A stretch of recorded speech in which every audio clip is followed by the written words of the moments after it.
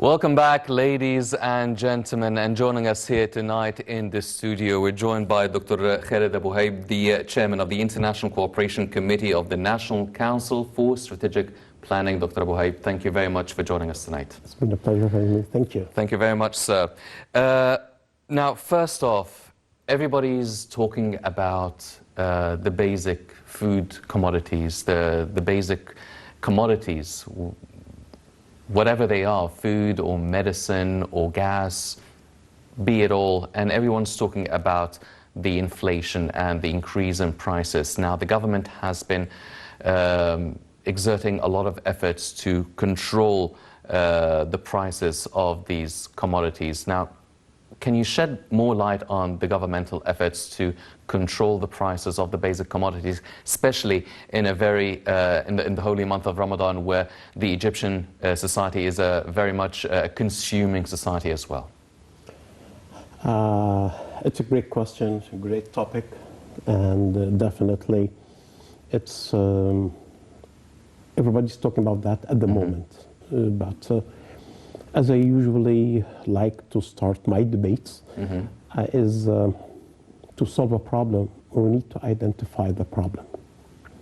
Let's first agree is that Egypt has its own special case regarding that.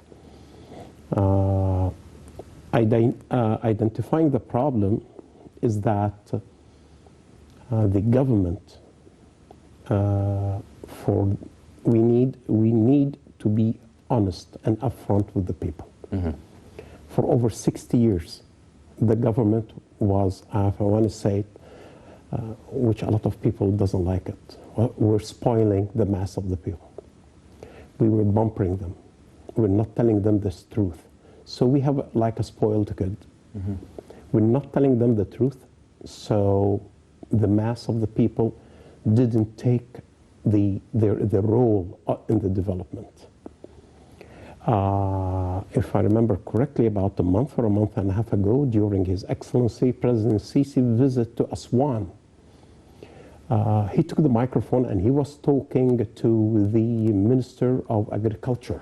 And he directed the talk to him, and he told him, His Excellency told him, if you're not ready to solve problems and to put your finger on the issues, don't be in your office. So, and His Excellency start to talk about of really hot topics in our society, especially when he said, and he gave the example, and he told the Prime Minister Madbouli, we wanted to do the, it was about the telecommunication and about the programming and making Egypt a hub for programming. And he said that we have about 350,000 graduates. And he said, okay, we'll get 150,000 ready for this program. And His Excellency and the government made the funds available. And he told the Prime Minister, to Mr. Madbouli, how many succeeded in the test? It was 1,100 people. At that point, it was the first time the president put a president in Egypt in the past 60 years would be honest with the people. And he told them 1,100 people only succeeded. What kind of education you're talking about? What kind of not only education, and he started talking about that. So this is the kind of leadership we need now. Now we are on the right track.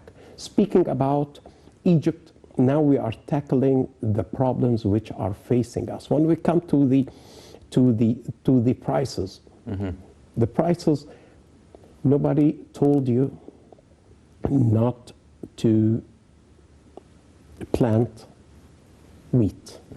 Wheat is right now between $235 up to maybe $250 a ton. Okay, if we started, and we have the water, and we have the land, and we have the resources, so we need to stop hanging our problems on hangers on somebody else. No, we can do it. We can do it in Upper Egypt. We can do it with Sudan. We can do it with Uganda. As they always say, difficult times or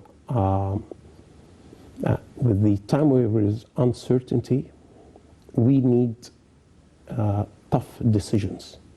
So with the kind of leadership which we have right now, we are on the right track. To control it, they are putting their hands on the keys to control the market and to control what's in it and what's getting out of it right now. Like, for instance, wheat is the most important commodity. We consume about 15 million metric tons. We cultivate in Egypt about 8 million tons, so we still have to import 6 to 7 million tons. It's a national security issue, and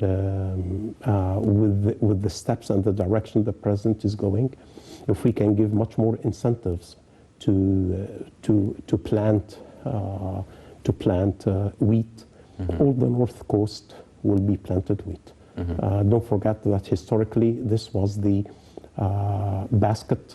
food basket or the wheat farm for the Roman Empire. So whether we're going to plant it on north coast or Upper Egypt or around the Nasser Lake, or we're going to do it with Sudan or with Uganda or with Congo, which we will do it. But it needs a team with the president, like my favorite person in the cabinet is His Excellency Kamel al-Wazir. He needs the job done, it is done. This is the kind of people or help we need to be with the president. So we need that kind of leaders to be in it. We have a problem, we need to solve it. Problem solved. We have the land, we have the water. What else do we need? We need to have the will to get it done. And no minister should have any excuse under His Excellency President Sisi leadership, because he gives them carte blanche, they just do it.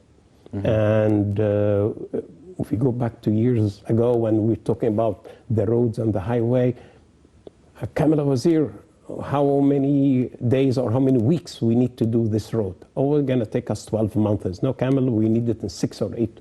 And it is done. This is the Egyptian will.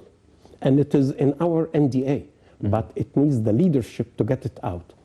And we did it before. We did the October War. We did great things in the past. So when we have a challenge and we have a good leadership, yes, we can conquer it.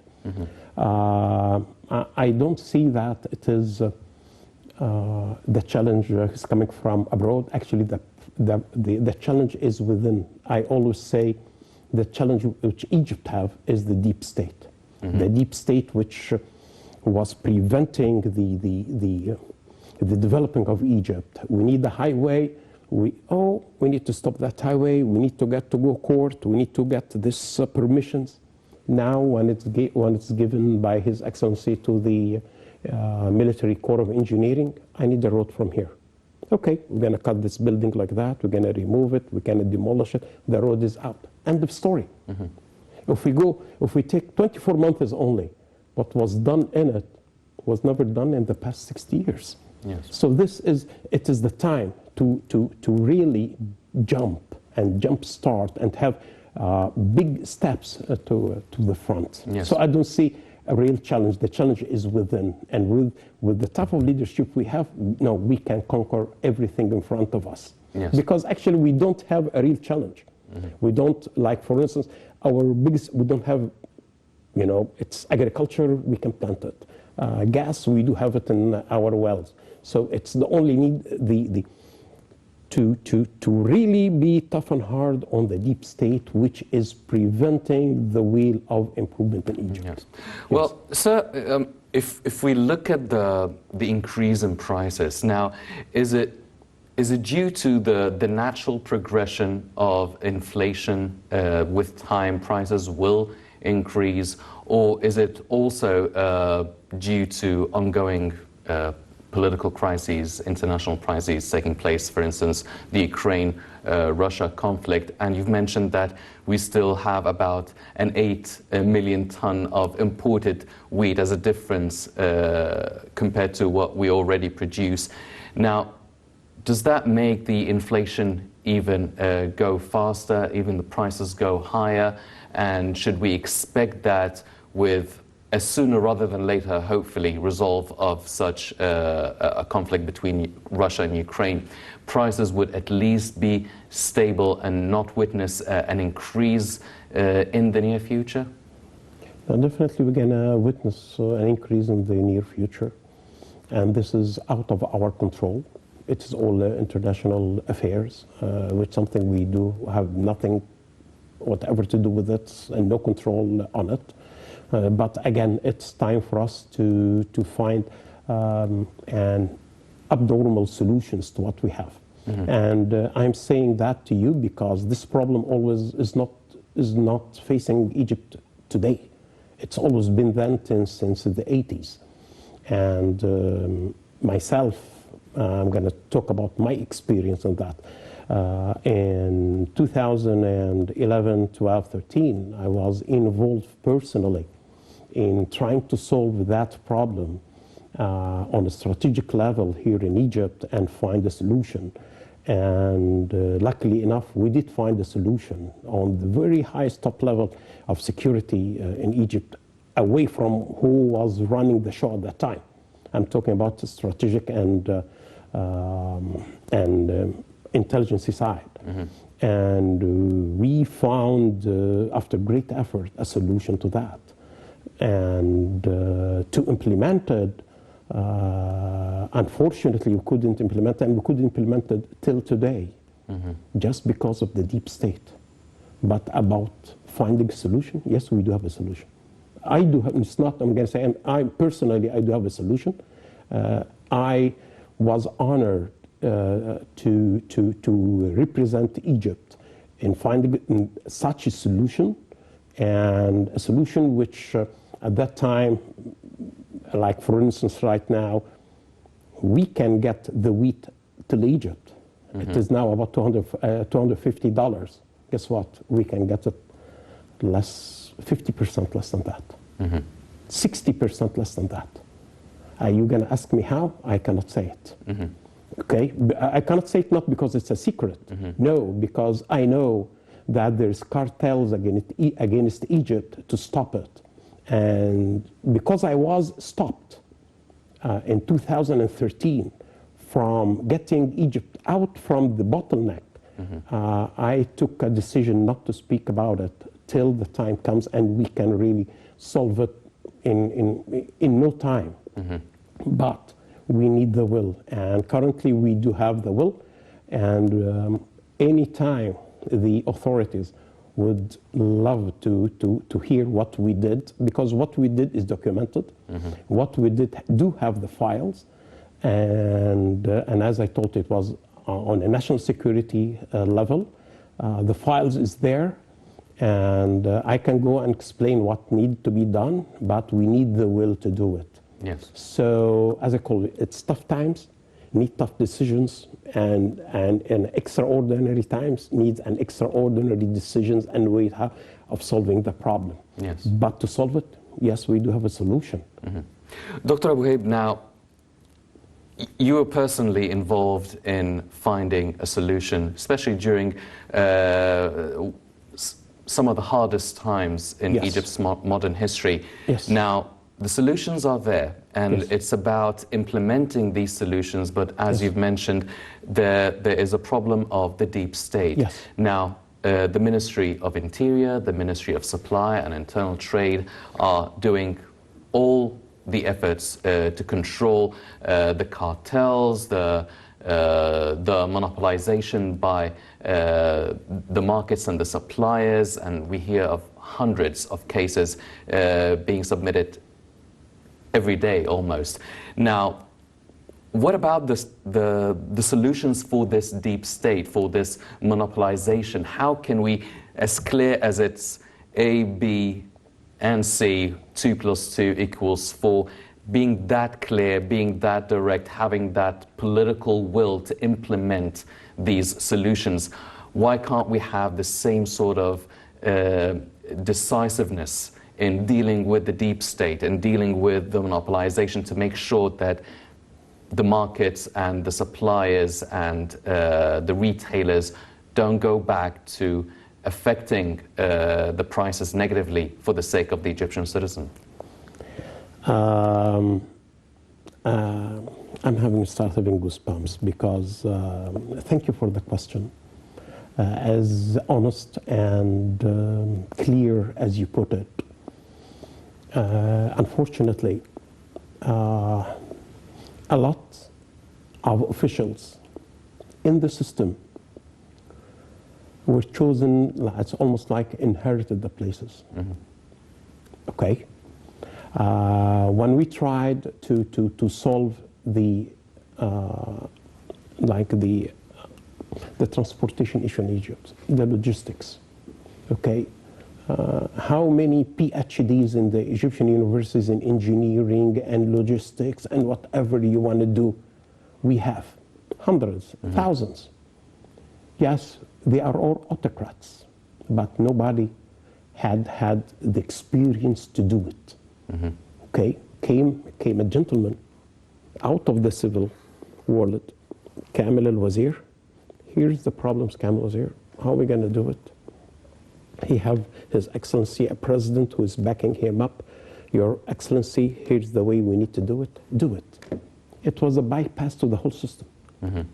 Okay, when we wanted to build the new cities, okay, the Ministry of Housing, the Ministry of whatever, or the governmental companies, you can name it. Mm-hmm. But when His Excellency said, okay, leave all of this, we need to solve it. How are we going to do? Okay, we need to make Asmarat, we need to do this. He gave it to the Army Corps of Engineering. They don't, there is no joking here. Mm-hmm. We have a problem, we need to face it. Every apartment which was demolished and every building was demolished, we have a substitute for it, which was built less than 12 months. Where does this effort have been for the 60 years? Okay, mm-hmm. So it was a bypass. We're leaving the governmental rotten bureaucracy as it is, mm-hmm. okay, and we are opening bypasses. And the tool of the bypass we did have was the Army Corps of Engineers, which everybody started to say, oh, all the projects going to the Army, we're gonna whatever, we're gonna get out of business. Guess what? None of them went out of business. Okay, but the whole thing is, it was telling the deep state, that's the way we're going to do business here in Egypt. Mm-hmm. So why when we demolish the way to do the ring roads and all these new roads, everybody was having, even they're giving them the new buildings, okay, double people who got out from all these demolished buildings made 100% profit wherever they are moving. Mm-hmm. Okay, nobody, when you tell them you're going to move in a new area, and you place where your kids can have education, have a garden, have a healthcare unit, everything is planned, nobody's going to say no. That's the way it is. When we come to your question, there's, as I told you, there's a lot of solution. But the solution I want, it was from the very top level, which was in charge at that time for the national security. God bless their souls, whoever is alive and whoever is dead. We needed to make sure that the people in the streets during the revolution are for over there just for democracy and for change, and not for a revolution because of hunger. Mm-hmm. And you go back and to see that this was the case. None of them who was in Tahrir Square said we don't have food. Even though from the beginning of the revolution, the big merchants and all of this withhold all the commodities. Mm-hmm.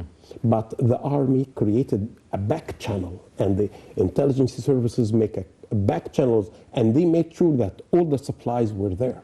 Mm-hmm. Okay? These are the people who saved Egypt, truly. Okay? There is a lot of people put their life on the line to make that change and to be honest to the people. It is the same thing till now. And I happened to be one of the tools to open back channels for, I don't want to say for the Egyptian government, because absolutely it was away from the Egyptian government. It was for the intelligence side to make sure that the supplies to Egypt never stops. And I was successful in what I did. And I even broke because at that time they said that the wheat coming to Alexandria were infected, and it was having things which can bring cancer, and we needed to have an immediate back to back that. Mm-hmm. But when we digged in it, and all of this is in the files, they can go and find it. Mm-hmm. The cartel in Egypt and the cartel outside Egypt was all orchestrated to make sure that Egypt is in that with the wheat. Yes. Okay? Mm-hmm. But to crack that, we had, as the president said, it's tough times and we need people to put their lives on the line. Mm-hmm. We did that, and I was honored to do that. And the solution we found, and things needed to be done. Unfortunately, during that time and this era, we're backed up and we couldn't do it. But the solution is there. The files is over there. All what they need to do is bring these files again and to do it. And I'm telling you, wheat today is 243, 250 US dollars. No, we can get it less than $100. Yes. Top quality wheat. Mm-hmm. Yes. Well, ladies and gentlemen, talking about wheat now, the Egyptian government has announced that it would supply 6 million tons of local wheat worth $1.97 billion. Let's check out this report and we'll be right back.